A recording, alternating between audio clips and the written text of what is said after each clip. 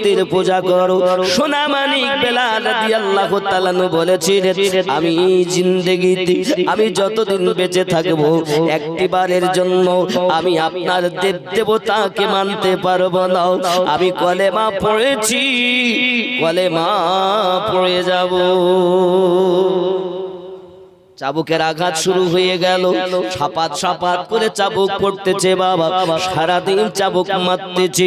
Umayya চাবুক মেরে মেরে হাত ব্যথা করে, আর হাবশি বেলাল রাদিয়াল্লাহু তাআলার জবান মোবারকায় একটি মাত্র কালাম, আনতা গাদুন লা ইলাহা ইল্লাল্লাহ।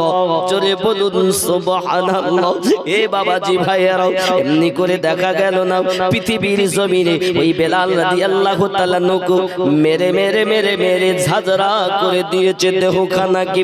উমাইয়ার হাত আর ওঠে না, হাত উঠাতে পারে না, মারতেও পারে না। এমন সময়তে প্রহরীদের ডাক দিয়েছে, প্রহরী তোরা বেলালকে ধরে নিয়ে যাও, আর খাম্বার সঙ্গে বেঁধে দে, যেন পানি তাকে পান করতে দিস না, কোনো খাবার চাইলে যেন দিবি না। দেখবো তার অন্তরে প্রেম কত বেশি, প্রেমে তার কত বেশি আমি দেখবো। ওর প্রেম বেশি না, আমি কষ্ট দিতে পারি বেশি। সারা রাত পানি দেয় না, খাবার দেয় না। হাবশি বেলাল রাদিয়াল্লাহু তাআলা আনহু শুধু আমার নবীর নাম জপ করতেছেন।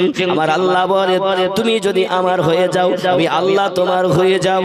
তোমার বেটা বেটি ঘুমিয়ে যাবে, তোমার আত্মীয় স্বজন ঘুমিয়ে যাবে, তোমার ঘুম হবে না।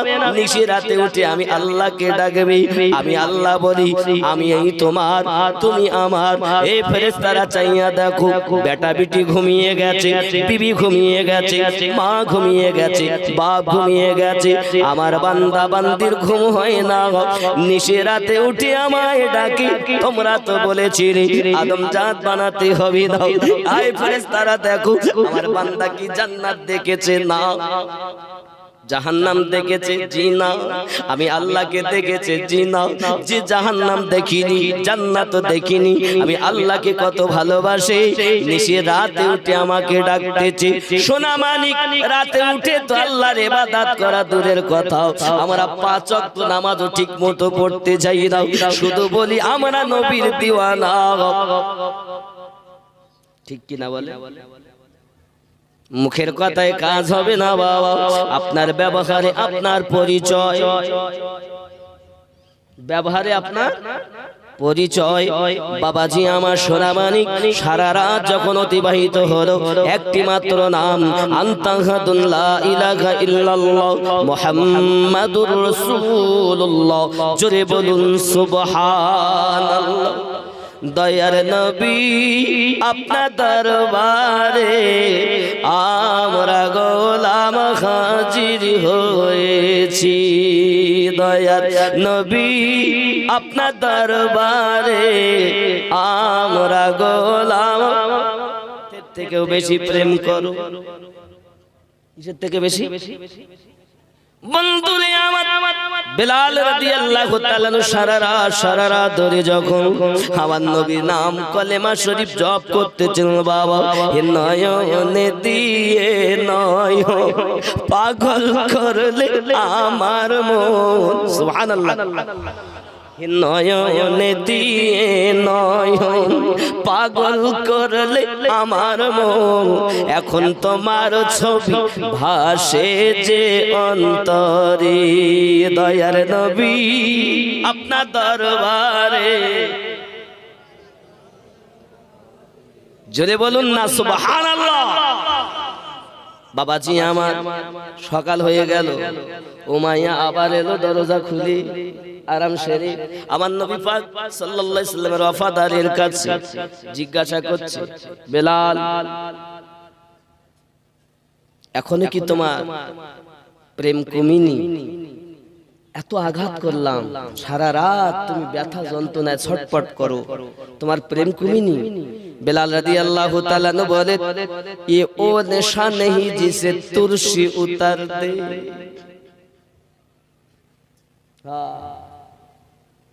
কি মুহাম্মদ সে वफा। আল্লামা ইকবাল লিখছেন, कि मोहम्मद से वफा तो हम तेरे हैं, ये जहाँ चीज क्या है लोह कलम तेरे हैं। अल्लाहुम्मा व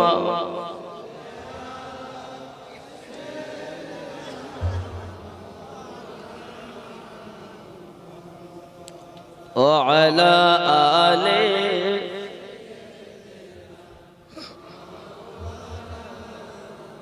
বন্ধু আমার সোনামানি উমাইয়া বিন খালফ আবার চাবুক মারতে আরম্ভ করলো। সারাদিন আবার চাবুক মারে। প্রথম দিনের জর্জরিত বেদনা খাও, এখনো তো শুকালো না বাবা।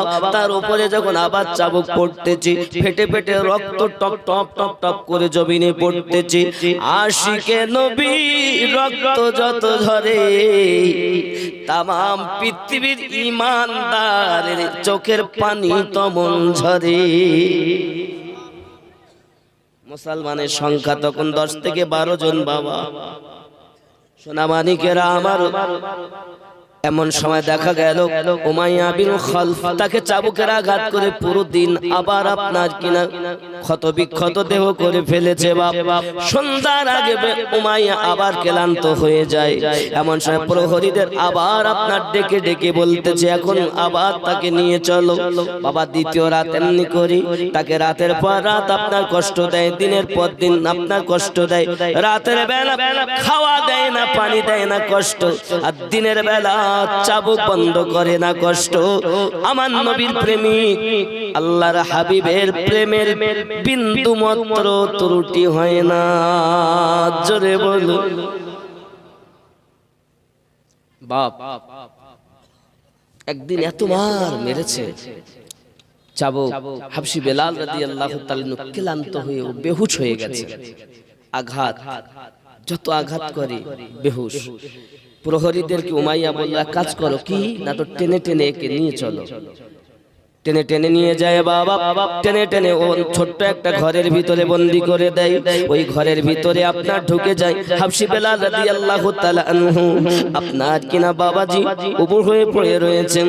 এমন সময়তে বেহুশ হালাত উমাইয়া বিন খালফ বাইরে থেকে তালা মারে, বাঘের মতো গর্জন করে আর বলে সকালবেলা আবার আসবো, দেখবো তোমার প্রেম কত বেশি বাবা। এমনি করে উমাইয়া বিন খালফ চলে গেল। নিশে রাত যখন গভীর হয়েছে, ঘরে ঢুকিয়েছে দুর্গন্ধ ঘর, ঘরে কোনো ভালো জিনিস নেই, একটি জীবিত মানুষ সেইখানে বেঁচে থাকে বাবা। এখন রাত গভীর, বেহুশ হালাত। হঠাৎ আল্লাহ পাকের দয়া, হাবশি বেলাল রাদিয়াল্লাহু তাআলা হুশ ফিরে গেছে। জোরে বলে।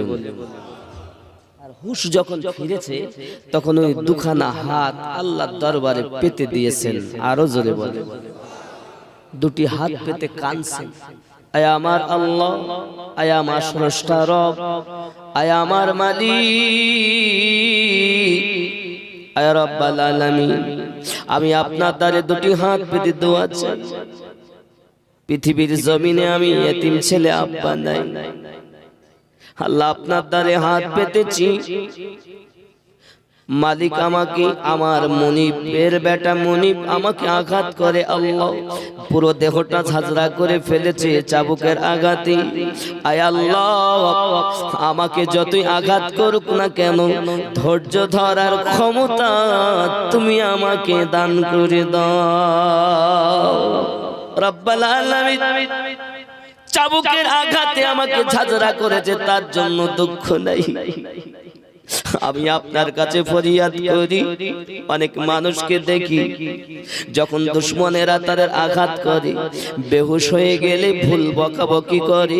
আল্লাহ গো, আমি বেলাল রাদিয়াল্লাহু তাআলা আনহু যখন মারির চোটে আঘাতের আঘাতে যদি বেহুশ হইয়া যাই, আমার জবান থেকে যেন তোমার পবিত্র নাম, তোমার হাবিবের নাম মুছে না যায়।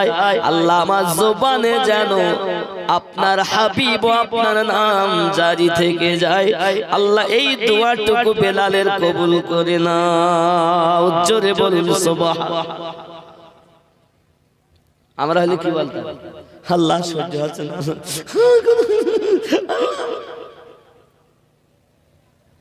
করতাম না। আর উনি কি বলছেন, আল্লাহ আঘাত করুক, আঘাতের জন্য আমার দুঃখ নেই। কেন? আমি ঈমানের পথে পরীক্ষা দিতে ত্রুটি করি না। বাবাজি আমার সোনাবানিকে পৃথিবী জমিনে দেখতে বেলাল রাদিয়াল্লাহু তাআলা আনহু ডুকরে ডুকরে কাঁদতেছেন, বাবা আল্লাহ আমাকে আপনি দয়া করুন, দোয়া কবুল করুন, আমি যেন উমাইয়ার কষ্টতে যেন ধৈর্যহারা না হয়ে যাই। আল্লাহ পাক আমাকে ধৈর্য সবর দান করুন, ঈমানের পরীক্ষায় যেন জয়লাভ করতে পারি। আমি বেলালের এই দোয়া কবুল করুন। জোরে বলুন আল্লাহুম্মা আমিন। আরো জোরে বলুন। বাবা আমার সকাল হয়ে গেল, উমাইয়া তালাটা খুলে ভিতরে চলে গেল। ভিতরে যাওয়ার পরই দেখে বেলাল রাদিয়াল্লাহু তাআলা চোখ দিয়ে টপ টপ করে পানি ঝরতেছে। ও বেলাল, আমি তোমাকে মারতাম না, চাবুকের আঘাত করতাম না, তুমি শুধু আমার কথাই একবার শুনে নাও বেলাল, আমি তোমাকে যাহা বলি তাই করো। ওই আব্দুল্লাহর বেটা মুহাম্মদ সাল্লাল্লাহু আলাইহি সাল্লামের কাছে তুমি যে কলেমা পড়ে এসেছো, ওই কলেমাটা ভুলে যাও বেলাল। আমি তোমাকে টাকা চাইলে দেব, ক্ষমতা চাইলে দেব, তুমি যাহা চাইবে তাই দেব, শুধু একবার আমার দেবতাকে মেনে নাও, আমার দেবীকে মেনে নাও, আমার মাবুদকে মেনে নাও। হযরত বেলাল রাদিয়াল্লাহু তাআলা আনহু বলে, ও মুনিবের বেটা মুনিব, আমি জীবন দিতে পারি কিন্তু আমি কলেমা ছাড়তে পারবো না। জোরে বলো। উমাইয়া তেলে বেগুনে জ্বলি গেছে, হাত ধরে তিনি বাইরে এনেছে। বাইরে আনার পরে বাবা সেপা সালারদের বলে, এই আমার প্রহরী দয় কি হবে?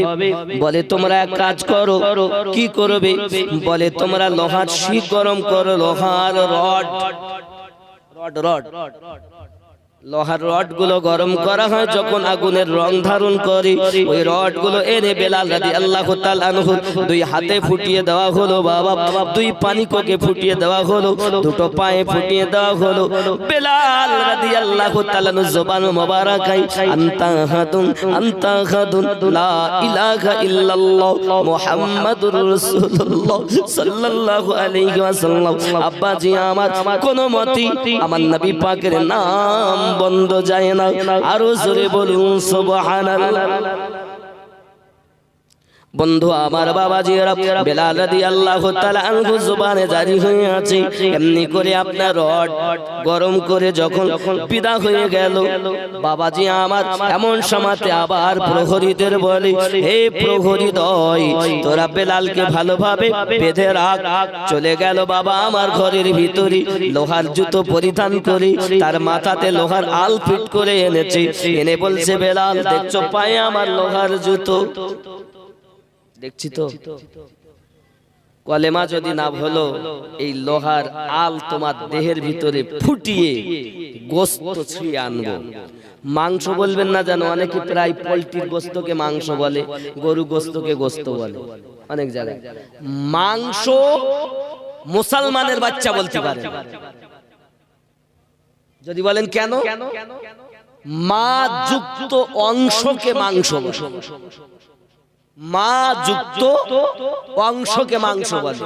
আপনারা মাংস বলবেন না, হয় গোশত বলবেন, গোশত নইলে গোশ,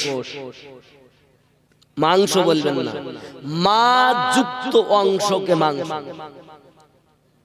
কথা বুঝতে পারলেন?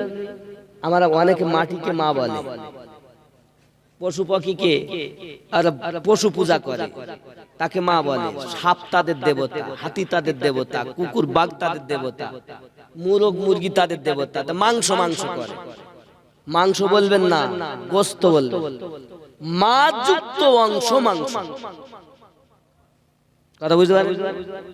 আজ থেকে আজ মাংস নয়, গোশত বলবেন। মোটে তো ভালো হয় না, অন্তত কিছু হোক। আব্বাজি আমার সোনামানিকের আরো ভালো করে বুঝুন বাবা, পৃথিবীর জমিনে দেখা গেল হযরত বেলাল রাদিয়াল্লাহু তাআলা আঘাতের পরে আঘাতে যখন জর্জরিত বাবা লোহার জুতো পরিধান করে এসে বেলালকে জিজ্ঞাসা করে, বেলাল এখনো কি নবী পাক হলো নাই? বেলাল রাদিয়াল্লাহু তাআলা বলেন, না, সম্ভবপর নয়, আপনার মাবুদকে আমি মাবুদ বলে মানতে পারবো না, দেবতাকে, আপনার দেবীকে, আপনার দেবতাকে, আপনার হুবুল ঠাকুরকে আমি আমার দেবতা বলে মানতে পারবো না। সঙ্গে সঙ্গে সাই জোরে একটা লাথি মেরেছে বাবা। এই লাথি মারায় লোহার আল ভিতরে ঢুকে গিয়েছে। বন্ধু, লোহার আল যখন ঢুকে গেল, পা টেনে নেয়, গায়ের গোস্ত ছেড়ে বেরিয়ে আসতেছে।